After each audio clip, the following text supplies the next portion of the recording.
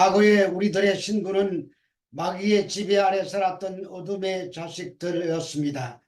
그들에게 빛이신 그리스도께서 찾아오셔서 십자가로 어둠에서 빛으로 들어가는 길을 열어놓으셨습니다. 그 결과 그의 택하신 자들이 하나님의 긍휼을 힘입어 빛의 자녀가 되었습니다. 그런데 빛의 자녀인지 아닌지를 가늠해 볼 수 있는 것은 그의 라이프 스타일을 보면 알 수 있습니다. 그때에 하나님이 주시는 지혜가 필요합니다. 그 지혜란 하나님의 뜻을 잘 이해하고 따르는 삶을 말합니다. 그런데 이 세상은 여전히 마귀가 지배하고 있고 어둡고 캄캄합니다. 그래서 빛의 자녀들은 이 어두움 속에서 종말론적인 긴장감을 가지고 살아야 하는 것입니다. 그것은 우리에게 주어진 시간이 무한정 남아있지 않기 때문에 주어진 세월 동안에 지혜롭게 살아야 한다는 말입니다. 나는 주의 뜻을 잘 분별하고 있는가? 주의 뜻대로 살며 빛의 열매를 맺고 있는가? 그리스도 안에서 영광의 찬송이 되고 있는가 하는 것입니다. 이것에 이해가 되려면 성령 충만함을 받을 때만 가능합니다. 바울은 성령 충만의 반대 개념을 술 취함이라고 했습니다. 술 취함이란 방탕함과 무절제함과 불신앙을 통틀어 함축적으로 표현한 말입니다. 그래서 성도는 성령 충만함을 받아야 하는 것입니다. 술 취함의 삶은 종말에 대한 긴장감이 없이 되는 대로 살아가는 어리석은 삶입니다. 그것은 주어진 세월을 낭비하는 것입니다. 에베소서 5장 22절의 말씀입니다. 아내들이여 자기 남편에게 복종하기를 주께 하듯 하라. 에베소서는 교회에 관한 하나님의 말씀이라고 에베소 서론 부분에서 말씀드렸습니다. 따라서 본문도 바울이 교회를 설명하면서 아내들에게 권면하는 부분임을 먼저 염두에 두어야 합니다. 교회의 머리는 그리스도시고 성도는 그 몸을 이루는 지체들입니다. 그런데 성도가 성령 충만한 삶을 사는 것은 그리스도께 복종하는 것이라고 했습니다. 마찬가지로 가정 안에서 아내된 자들이 성령 충만한 삶을 사는 기초가 남편에게 복종하는 것입니다. 여기서 복종이라는 단어가 주는 뉘앙스가 영 마음에 들지 않습니다. 그런데 바울이 이 말씀을 에베소 교회에 전할 때의 당시의 사회는 대부분 가부장 사회였습니다. 구약 성경에는 여자들은 숫자에도 포함시키지 않을 정도로 노예나 물건처럼 취급하던 시대였습니다. 그래서 당시에는 누구나 쉽게 수용할 수 있는 내용이었습니다. 그런데 오늘날에도 아내들이여 자기 남편에게 복종하기를 주께 하듯 하라고 하면은 아멘으로 반응할 여성이 그리 많지 않을 것입니다.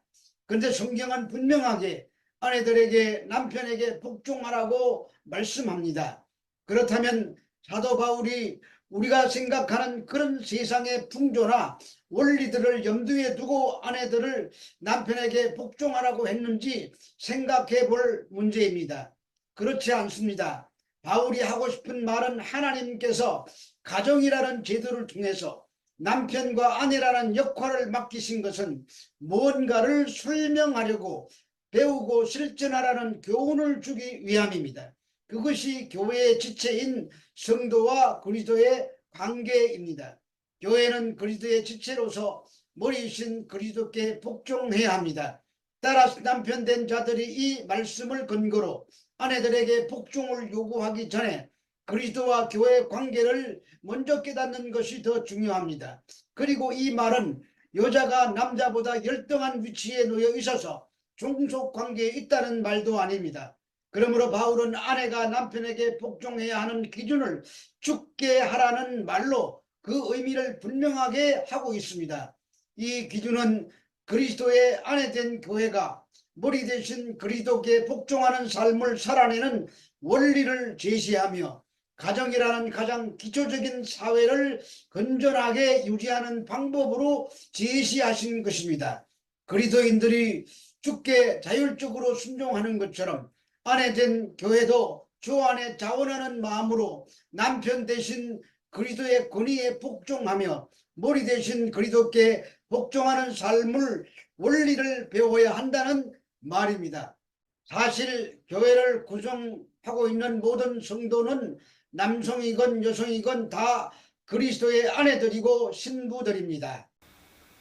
갈라디아서 3장 27에서 28절의 말씀입니다. 누구든지 그리스도와 합하기 위하여 세례를 받은 자는 그리스도로 옷 입었느니라. 너희는 유대인이나 헬라인이나 종이나 자유인이나 남자나 여자나 다 그리스도 예수 안에서 하나이니라. 예수님을 믿는다는 것은 그리스도와 연합되는 것입니다. 그리스도로 옷 입었기에 그리스도와 한 몸이 되었습니다. 이렇게 그리스도 안에서는 유대인과 헬라인, 종과 자유인, 남자와 여자가 다 그리스도 예수 안에서 하나입니다. 약 2000년 전의 상황에서 이 말씀은 온 세상을 뒤집어 엎는 천지개벽할 폭탄적인 내용입니다. 그러므로 이런 복음이 들어가면 기득권 세력들이 가만히 있을 리가 없습니다. 그래서 바울을 보고 온 세상을 요란하게 하는 자라고 하고 복음을 연병이라고 부르는 것입니다. 이 당시에 유대인과 이방인의 벽이 얼마나 높았는지 사도들이 이방인에게 성령이 임하는 것을 보고서야 이방인에게도 우리와 같은 구원을 베풀어 주셨다는 것을 인정할 정도였었습니다. 더구나 종과 자유인이란 도저히 함께할 수 없는 신분의 벽을 가지고 있었습니다. 또한 여자와 남자도 차별이 심했습니다. 그래서 유대인들은 자신이 여자로 태어나지 않아서 감사하다고 하는 기도를 할 정도였습니다. 그런 자들에게 여자와 남자가 하나라는 것은 충격적이고 혁명적인 내용인 것입니다. 그런데 왜 사도 바울은 아내들에게 자기 남편에게 복종하기를 죽게 하듯 하라고 했을까요? 성경은 이렇게 말씀하고 있습니다. 에베소서 5장 23절의 말씀입니다. 이는 남편이 아내의 몰이됨이 그리스도께서 교회의 몰이됨과 같음이니 그가 바로 몸의 구주시니라. 바울은 아내가 남편에게 복종하는 이유를 교회에 대한 그리스도의 몰이됨에 비유하여 설명하고 있습니다.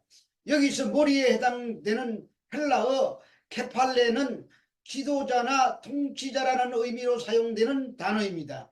이것은 그리스도께서 교회의 머리로서 교회를 다스리고 인도하시는 것처럼 남편이 아내에 대해서 지도자로서의 권위를 가지고 있다는 말입니다.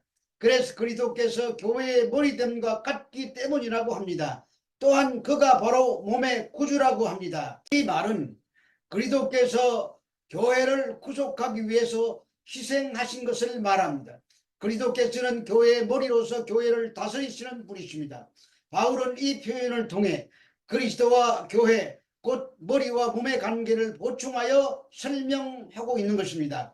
그것은 그리스도께서 교회의 머리가 되신 것은 구원 사역의 결과라는 것입니다. 하나님은 그리스도를 죽은 자 가운데서 다시 살리셨을 뿐만 아니라 그에게 모든 권세를 주셨습니다. 또한 그를 그리스도의 머리로 주셔서 교회도 그 권세를 같이 누리게 하셨습니다. 이 모든 것의 기초가 바로 사랑입니다. 그것도 희생적인 사랑입니다. 5장 2절은 그리스도께서 하신 일의 기초를 다음과 같이 설명하고 있습니다. 에베소서 5장 2절의 말씀입니다. 그리스도께서 너희를 사랑하신 것 같이 너희도 사랑 가운데서 행하라. 그는 우리를 위하여 자신을 버리사 향기로운 제물과 희생 제물로 하나님께 드리셨느니라. 그리스도께서 몸의 머리 되심은 강압적이고 폭력적인 질서와 거리가 멉니다. 이는 부부 관계에서 남편이 아내의 머리 됨 또한 마찬가지입니다. 누군가가 이 성경 구절을 들고 가서 여기 성경에 아내는 남편에게 복종해야 한다고 나와 있잖아 라고 아내에게 윽박 지른다면 그는 이 성경 구절을 조금도 이해하지 못한 사람일 것입니다. 아내가 남편에게 복종하는 것은 그 자체가 목적이 아니라 그리스도께 복종하는 것을 배우는 것입니다. 이것은 아내에게만 해당되는 것이 아니라 남자도 그리스도에게 복종하는 것이 그리스도의 몸된 교회에 마땅한 일입니다. 그래서 교회를 신부라고 하고 예수 그리스도를 신랑이라고 부르는 것입니다. 에베소서 1장 22절에서 23절의 말씀입니다. 또 만물을 그의 발 아래 복종하게 하시고 그를 만물 위에 교회의 머리로 삼으셨느니라. 교회는 그의 몸이니 만물 안에서 만물을 충만하게 하시는 이의 충만함이니라. 교회의 머리가 십자가에서 죽으시고 부활하신 예수 그리스도십니다. 만물이 다 그에게 복종해야 하는데 세상은 지금 그렇지 않습니다. 누구만 복종하게 됩니까? 그리스도의 몸으로 부름받은 교회만 그의 머리됨을 인정하고 복종합니다. 교회는 그리스도의 몸이라고 했습니다. 그런데 그냥 몸이 아니라 충만한 몸입니다. 만물을 다스릴 뿐만 아니라 그리스도의 충만으로 채우시는 예수의 충만이 교회 안에 있습니다. 하나님의 그 풍성하심과 충만하심과 영광이 교회에게 주신 그리스도로 말미암아 교회에 머물러 있다는 말입니다. 그러므로 아내들을 향하여 남편에게 복종하라고 하는 것은 그리스도와 교회에 관한 비밀을 설명하시기 위한 것입니다. 에베소서 5장 24절의 말씀입니다. 그러므로 교회가 그리스도에게 하듯 아내들도 범사에 자기 남편에게 복종할지니라. 바울은 앞절에서 남편이 아내를 위해 희생을 전제로 보호자가 됨을 말한 후 아내의 의무에 대해서 강조하고 있습니다. 남편에 대한 아내의 복종은 그리스도인들의 그리스도를 향한 신뢰와 복종의 관계에서 출발하기 때문입니다. 이 복종은 단지 명령에 대한 의무로 행하는 것이 아니라 그리스도의 사랑에 대한 보답으로서 자발적으로 나타나는 반응입니다. 여기서 복종할지니라라고 번역된 헬라어 히포타세타이는 질서의 의미가 담겨 있는 단어입니다. 이것은 남편에 대한 아내의 복종이 여자의 열등함으로 인한 종속적인 의미가 아니라 하나님의 질서에 대한 순응이라는 의미가 되는 것입니다. 베드로전서 3장 5절에서 6절의 말씀입니다. 전에 하나님께 소망을 두었던 거룩한 부녀들도 이와 같이 자기 남편에게 순종함으로 자기를 단장하였나니 사라가 아브라함을 주라 칭하여 순종한 것 같이 너희는 선을 행하고 아무 두려운 일에도 놀라지 아니하면 그의 딸이 된 것이니라. 하나님께 소망을 두었던 거룩한 부녀들도 자기 남편에게 순종함으로 자기를 단장하였다고 합니다. 신부의 단장은 세상에 꾸미는 일로 단장하는 것이 아니라 신랑에게 복종하는 것이 신부의 단장입니다. 그 예로 사라를 들고 있습니다. 아브라함이 자기가 살겠다고 2번씩이나 아내를 팔아먹었는데도 순종하면서 예하고 따랐습니다. 그런데 하나님께서 그 사라를 보호하여 주셨습니다. 오늘 아내 되신 분들이여 현재의 남편을 주께 복종하듯이 복종하시기 바랍니다. 이것이 신부의 가장 아름다운 단장이 될 것입니다. 이것은 단지 아내들에게만 해당되는 말씀은 아닙니다. 그리스도께서 신부된 교회를 향한 말씀입니다. 그리스도 안에서는 남자나 여자나 유대인이나 헬라인이나 종이나 주인이나 다 하나입니다. 우리가 그리스도와 한 몸이 된 것은 예수 그리스도의 희생 때문입니다. 그 사랑을 주신 신랑 되신 주님께 복종함으로 거룩하게 자신을 단장하는 신부로 이 땅을 살아내는 저와 여러분 모두가 되시기를 예수 그리스도 이름으로 축복합니다.